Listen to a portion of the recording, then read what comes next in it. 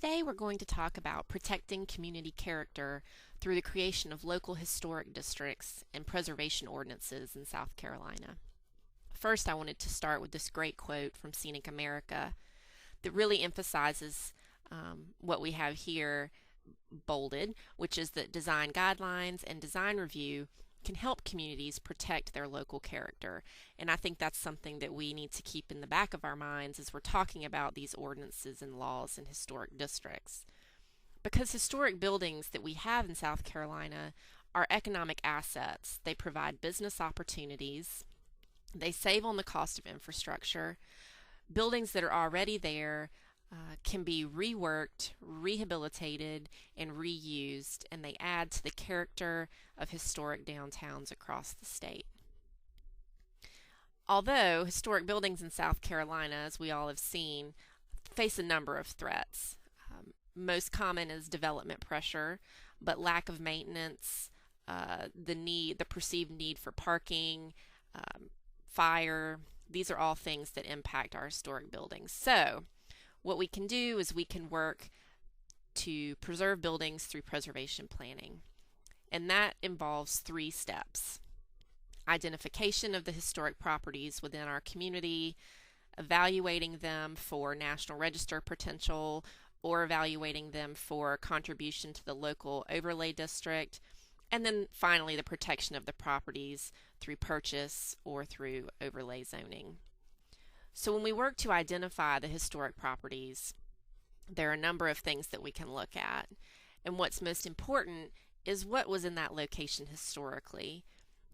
That gives a big clue as to what may possibly go back into the building once it's rehabilitated, or what the environment is like in that particular area of town. And then obviously what is there now.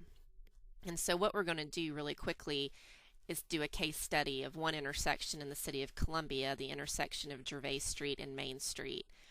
And here you see a photograph just after the Civil War looking from the State House down Main Street. And we're going to look at how that view changed over time. Here we have an early 20th century photograph that shows on the left of Main the Opera House that was demolished in 1926. Now, this is from the 1930s through the 80s. On the left is the Wade Hampton Hotel, which was constructed on the site of the Opera House. And then to the right, we have the insurance building, the Liberty Insurance Building. And so here is a more recent photograph. You can see the building on the right-hand side has had a lot of changes made to it.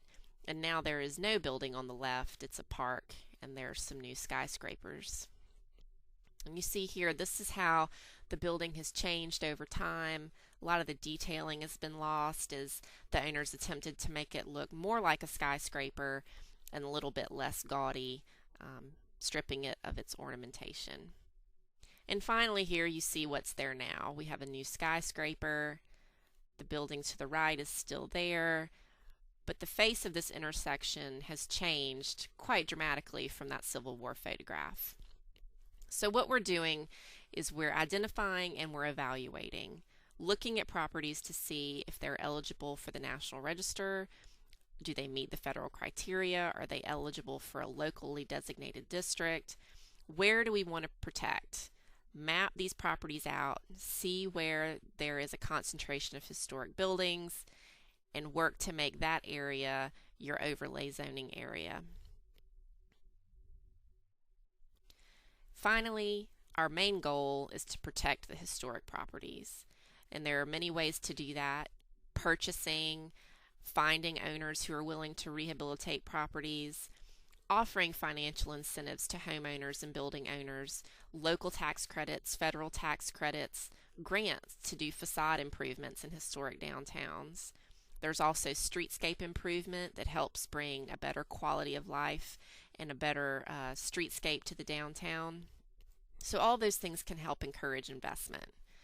And finally, our local district. The local historic district is part of the zoning process, and it is an overlay within the zoning district. And that overlay places additional requirements on the downtown and on that particular district, so that owners have to follow certain steps in order to rehabilitate their property. A board of architectural review is usually appointed by city council or county council to approve those exterior changes, any construction, relocation, or demolition, to ensure that the district as a whole maintains its character and maintains those qualities that make it special.